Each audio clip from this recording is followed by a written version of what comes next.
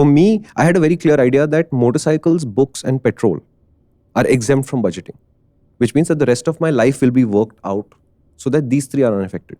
I should always be able to buy a book. I should always be able to have more petrol. I should always have some money saved over for the next motorcycle.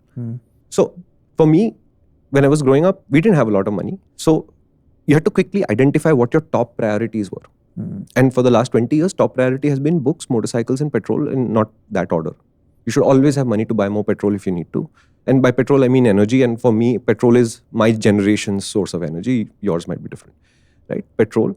Some money has to be saved over for the next motorcycle. And it doesn't matter when this motorcycle will happen. The money must always be saved. And you should always have enough money to buy another book if you feel like it. This is how I would spend my money. But when I meet younger kids from our own family who are not necessarily well off, but they're not super poor either, this is not how they think. Right? For them, spending a lakh of rupees on a cell phone is all right. Okay? They don't have the lakh of rupees, so they're badgering their parents to do it, blah, blah, blah. But a lakh of rupees on a cell phone is not an unreasonable amount of money to spend on a cell phone. But 80,000 rupees for the world's greatest helmet? No, that's a challenge. Now you want a 6,000 rupee helmet. And remember, without a head, you can't use the cell phone, but that doesn't sort of, the argument doesn't settle in, right? So it's still the same argument saying, yeah, but I'm only going up to here. And to come back to the Japanese topic, because we've gone very, very far away from Japan and we shouldn't, is the more I see of what the Japanese are up to now, the more I fear that by the time they make corrections and come around, especially if they use the Japanese methods to make those corrections, I don't think there's a recovery happening. And I will be the optimist. And Yeah. No, I'm saying, see, optimism is one part, and I'm not being a pessimist about it. I'm saying, think about it like this, right? If you were to hire an Indian CEO who does the Indian agile thing, he will break a whole bunch of systems in Japan. So you can't do it. So the only way is to find an Indian who can be agile while working within the Japanese committees and whatever approval systems that they normally work with, which is a relatively slow process. Right. When you need a fast change, how do you deal with a slow process? Right? There was a time when Japan's slow process gave them unbelievable quality and nobody else could match that quality. And there was a time and a day for that to have happened.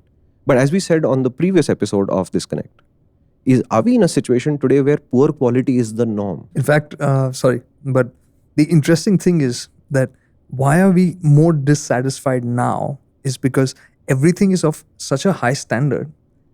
Our expectations have also grown that much higher. So when we see small things that are not right, it puts us off because our expectations have also grown with that. Correct. And think about the problem of the Japanese in this particular regard itself, right? Vehicles are slowly becoming experiences. Yes. You have to build an experience house. When your script is written vertically, you are already at odds with the UI UX systems that everybody else uses because all the other scripts seem to be horizontal left to right or right to left. Correct. Right?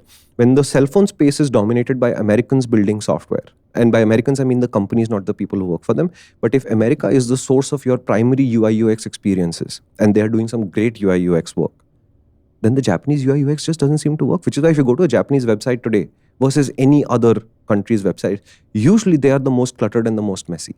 And it's not because Japanese don't know design. It's because the structure of their script doesn't allow them to access what we consider good, normal design today. But this is a country that is a very small population exporting a large number of product, which means they have to get the UI UX to match what the world does. Right. The best part about the Africa Twins UI UX experience is that they have Apple CarPlay built in. And it automatically makes my multistrada look clunky. But it's an American UI UX experience that has taken over the Japanese UI UX experience, because when you go into the Africa Twins menus, even after you've owned it for a while, good luck changing your settings. It just feels clunky. Hello, it's just buttons after buttons. You think it's an aircraft cockpit and it was designed by a maniac who was trying to get you to make a mistake.